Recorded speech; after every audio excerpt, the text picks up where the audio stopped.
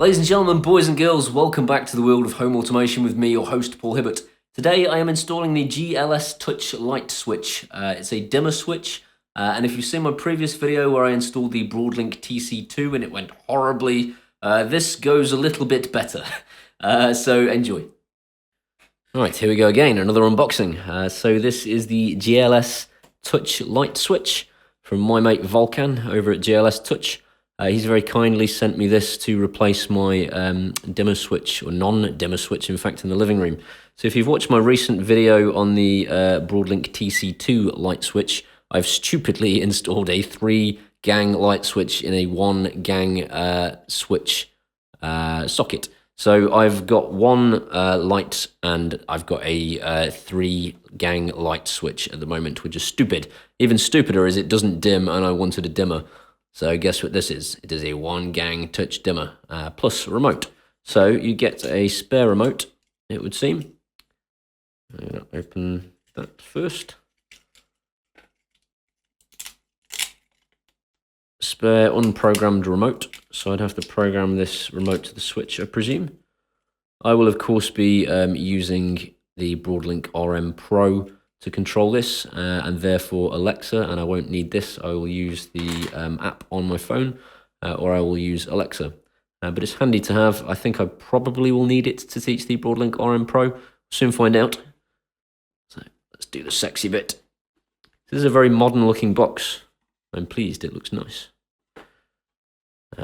Blackness. Get rid of that.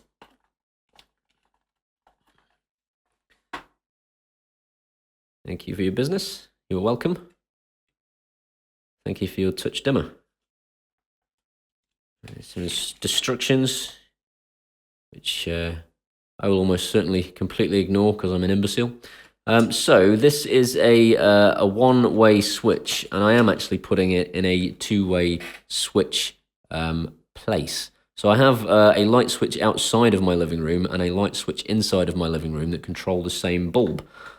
So this, on its own, is it'll work, but the outside light switch will probably kill this one every time I flick it off. So if I flick the outside light switch, I won't be able to use this. So what I'm going to do, I've spoken to Volkan, and he has said what I need is another one of these that can pair to this one. So really modern idea to have lights actually talk to one another, or rather light switches talk to one another. So this one will talk to the other one, and they will let each other know whether they are on or off. And so I won't need to do any clever wiring. He says the third cable that's sticking out the wall, if you saw my last video, will just be capped off, and the two remaining cables will plug into this. One in L and one in L1. I'll wire the other switch on the other side of the wall in the same way, and then pair these two switches together. So really, really cool. The guys are obsessed with light switches, he has told me, and it would seem so because they're doing some pretty cool things. I'll take this off. Get off. Yeah, so you can kind of see that they are recessed into the glass, but you can't feel it over the top, so there's like a glass over the top of those recessed circles and things. So they, I believe, glow blue. Also in the box we have the proper remote. So I'm guessing you can have one of these in one location and one in another, so perhaps you'd have this in the living room and have the other one in the bedroom, and then you could switch your lights on and off from the bedroom. Not sure how it works. I almost didn't show you that because I didn't know it was there. Oh, it's already got batteries in it. Cool. So very different. Doesn't look anything like any of the remotes I've had for other light switches. It's really pretty, actually. I like the brushed metal finish. And it's a satisfying click. I can imagine if that was on my keys, I would just be clicking it all day and probably winding people up. So yeah, that's nice looking remote for a nice looking switch. What else have we got? Just a couple of screws. And that, ladies and gentlemen, is an empty box. Let's go install this switch. Okay, so I can't believe I'm about to remove this light switch already. But yeah, if you've seen my previous videos, you'll understand why. Go see them. They're really cool, I promise. Okay, so the electric is off. I actually tested in my previous video that the breaker switch does actually do what it's supposed to do. So I'm not overly worried. Well, I am because I hate electricity generally, but this switch is off. I know it is. There's no electricity. So I'm going to disconnect this. And the first thing I'm going to do is I'm going to take a bit of sandpaper to this and clean it up a bit because I've left a bit of a mess from when I installed this switch.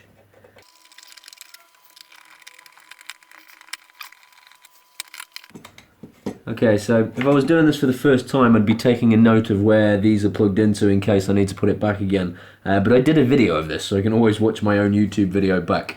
So top tip, make sure you know what cables are plugged into what sockets before you take them out in case you need to put them back. Now, as I said, I've spoken to GLS Touch and they've said that this cable is related to the other switch on the other side of this wall. So this is if you had a two-way switch, which I don't have at the moment. This is a one-way switch that I'm installing. He has told me, as I said earlier, I can get another switch which will pair with this one to put on the other side of the wall, and all I need to do is just cap this off so it's not in use at all. But first I'm going to do this.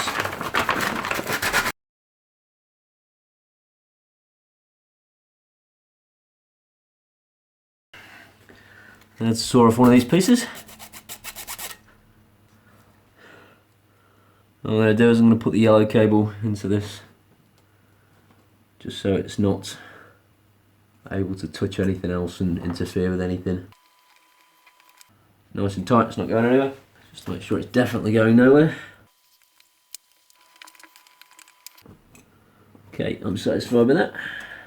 I've also just noticed there's a couple of little notches in the rubber on these cables where I squashed them into the wall last time. And this, ladies and gentlemen, is why you shouldn't squash cables into walls. So I now just have a red and a blue cable, yellow cable tacked off, nice and secure, earth cable still in place. Okay, so red I'm going to plug into L, and blue I'm going to plug into L1, and I'm going to see what happens. No, I'm not, because there is only L and L2, so that makes it even easier. I know definitely which ones to plug them into.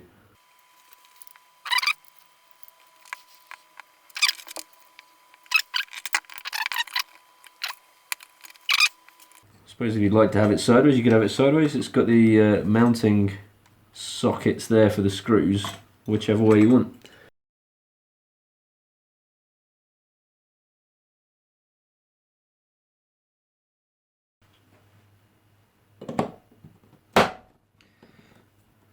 It works. Brilliant. A is dim, B is brighten, C does off and on as a toggle. That's pretty awesome though. I love the remote. It's a cute little thing. I love it. Okay, so what I'm going to do now is I'm going to pair this with the eControl app so I can use the Broadlink to control this switch. And in turn, I'm then going to set it up so I can control it with Alexa. So first thing I'm going to do is go to add a remote. So I'm going to go to the plus button top right, click add remote, and I'm going to go to user defined, sort in order. And this gives us a blank template for us to create our remote with. So the first thing I do is click the plus button here, and I choose an icon that makes sense for the remote.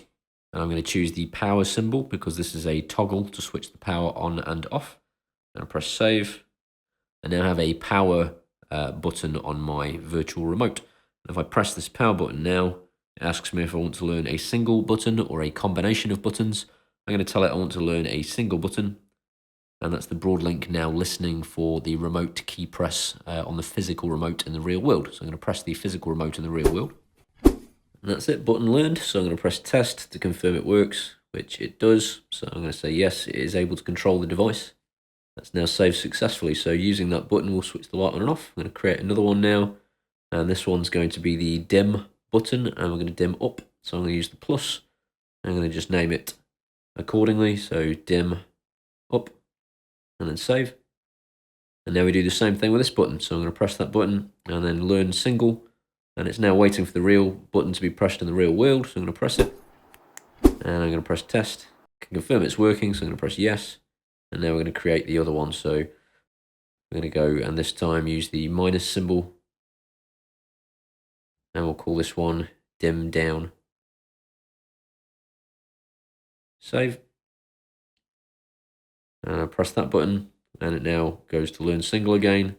And now we're waiting for the button to be pressed in the real world. I'm going to press it. So I'm going to say test. It is working. Yes, awesome. And pressing that button, I can confirm that the real world does dim my lights down. So we're going to create a couple more. This one is going to be dim up 3.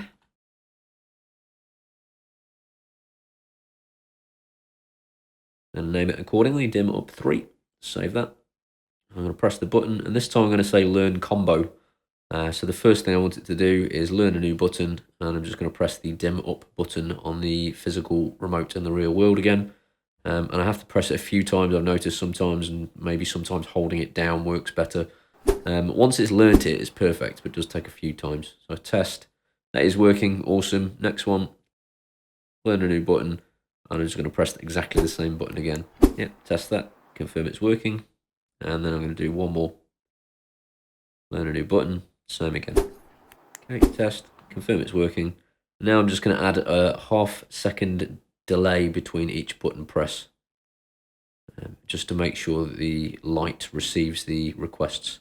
And then I'm going to do exactly the same with dim down 3.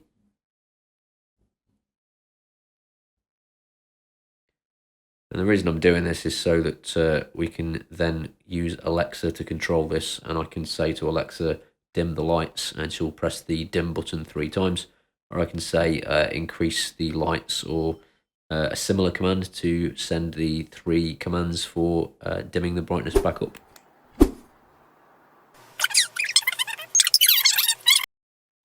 Okay, so now we have all the buttons in our remote. I just need to make the remote look a little bit more pretty. So I'm going to go to device info here. I'm going to choose an icon, and I'm going to take a picture of the light switch. Okay, let's save that. And I'm also going to rename the switch. So in my case, I'm going to call it GLS Touch. You could call it living room lights, anything you want so that you can easily identify it from your menu. I hit save. And now if I come back out of this remote, I can now see I've got a GLS Touch remote button. And when I open it up, it gives me the options that I've created. And those things are controlling my lights. So now the final step is to set up the RM plugin to act as a bridge between Alexa and our light switch. Okay, so for those of you not familiar with my videos, the RM plugin is an ingenious piece of software that enables you to advertise things that aren't really supposed to be controllable via Alexa across your network using any Android device. And what the RM plugin does is it pretends to Alexa that these devices are Philips Hue bulbs. So Alexa thinks she's switching on or off a Philips Hue bulb, when in reality she's sending a request to the RM plugin on your Android device to make those changes. The only drawback to this method is you'll have to have an Android device running at all times with the RM plugin installed on it. That's not really a problem when you consider the alternative is to spend a heck of a lot of money on a whole bunch of Philips Hue products. So I'm going to go to the eControl app first of all again, and I'm going to open up the menu here and go share, and then share to other phones in WLAN. And now I'm going to open up the RM plugin on the same device, and it should import those devices into the RM plugin. There you go, importing data from Broadlink app. So that's now imported my new codes. And if I go to code list now, I've got loads in here. You'll have very little if you're doing this for the first time. You can now see I've got my GLS Touch Power, Brighten 3, Dim 3, Dim Down, and Dim Up. I seem to have everything twice for some reason. I'm not overly concerned. I'm pretty sure I can get this to do what I want it to do regardless. So first thing to do is to enable the Alexa bridge if you're doing this for the first time. And what this now means is this Android device is advertising on the network, so if I ask Alexa to scan for devices, she will find whatever I add to the Alexa device list in here. So I'm going to go to the Alexa device list. Again, if you're doing this for the first time, all of this will be empty. I'm going to go to add Alexa device. And the first thing to do is to name it. You're going to want to name it something like living room lights or GLS touch, because this is the thing that you're going to be saying to Alexa to switch on. So I'm going to call this GLS touch. I need to select an on command. So I'm going to choose single device, and now I'm going to select an existing code from the things that we've just scanned in. So I want the GLS touch power. Okay. I can now test this code. Yep, I can confirm that switched my lights on, so I know that this works. And so I'm going to tick this box. And we now have a device name called GLS Touch, which has an on command, which is going to send the command that we created in our application in the eControl app as a remote button press. I can now select an off command, and I'm going to choose the same one in this case because the GLS Touch is a toggle on and off. Okay, and I can test that code, and again, I can confirm that toggled my lights. I'm going to tick that box, tick that box. It now says if you've updated your settings, simply tell Alexa to update. So you use the usual command as if you've just installed a new Philips Hue lamp to get Alexa to search for new devices, and she will now find a device called GLS Touch, which she believes to be a Philips Hue bulb. And now when you say, Alexa, switch GLS Touch on, she'll send what she thinks is a request to switch a Philips Hue bulb on, when what will actually happen is it will be intercepted by the RM plugin, and the RM plugin will fire the remote command we've told it to.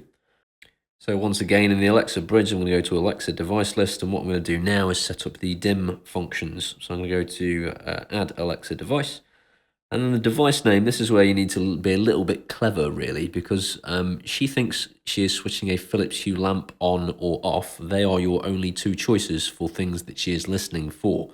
So what you might want to use is quiet mode. Or chill out mode. So I'm going to use quiet mode and press OK. And now when you say quiet mode on, she's going to do whatever we put in here. So I'm going to put in the on command, single device, select an existing code from the Broadlink app. I'm going to find my GLS Touch DIM 3 combination, and then press OK. And then tick that. I can test the command if I want to. And then off command, I'm going to choose dim up, I guess. And that makes sense. So I'll explain in a second. So let's just find GLS Touch Brighton 3 combo, and then OK, and then save that. This means now if I say quiet mode off, Alexa will set the lights back up 3. So saying quiet mode on will dim the lights 3, and saying quiet mode off will brighten the lights 3. So save that. So now all we've got to do is get Alexa to scan for new devices, and what you'll find is 2 new smart home devices, one called GLS Touch and one called Quiet Mode. And from then on, if I say, Alexa, turn GLS Touch on, or Alexa, turn GLS Touch off, she'll send the toggle to my light switch, and that's because we set the toggle as both the on and the off command in the RM plugin. Similarly, if I say, Alexa, turn quiet mode on, she's going to send the combination of key presses to dim the lights down 3 steps. And if I say, Alexa, turn quiet mode off, she's going to send the combination of key presses to dim the lights back up 3 steps. And that, ladies and gentlemen, is how you cheat the world and make things work the way you want them to work and not the way the manufacturers want them to work. Alexa, scan for new devices. Starting discovery. This can take up to 20 seconds. Alexa, turn GLS Touch on. Okay. Alexa, turn quiet mode on. Okay. Alexa, turn quiet mode off. Okay. Alexa, turn GLS Touch off. Okay. So the question is, do I recommend this switch? And the answer is yes, I absolutely recommend this switch, but with one caveat. So this switch is a toggle on and off. It doesn't have a separate frequency for on and a separate frequency for off. And the consequence is this. If you go to bed and you say, Alexa, switch all of my devices off, what she'll do is she'll go around the house, switch them all off till she gets to the living room, and if that light is already off, she's going to switch it on. So that's a fairly major failing if you plan to implement this for Alexa in that way specifically. Aside from that, it's a gorgeous switch. It looks beautiful. The blue ring on it is very subtle, which means it's perfect for a bedroom. It looks great, and most importantly, GLS Touch are some of the nicest people you'll ever meet. They've been super helpful throughout this process. They've been super friendly. I'm really impressed, and they have told me, and this is important, they do a separate light switch which has a separate on and a separate off, but it's not a dimmer. At present, you've got the choice of the two. You can't have a dimmer switch with a separate on and off just yet. GLS Touch are planning to implement a switch that does both, and that's awesome, and when that comes along, I'll be sure to review it. In the meantime, I hope you've enjoyed this video as much as I've enjoyed making it. If you have, consider giving it a like. If you like this guy, then maybe subscribe. And if you want to donate to me on PayPal to keep me going or become a patron on Patreon, then the links are in the description. See you next time.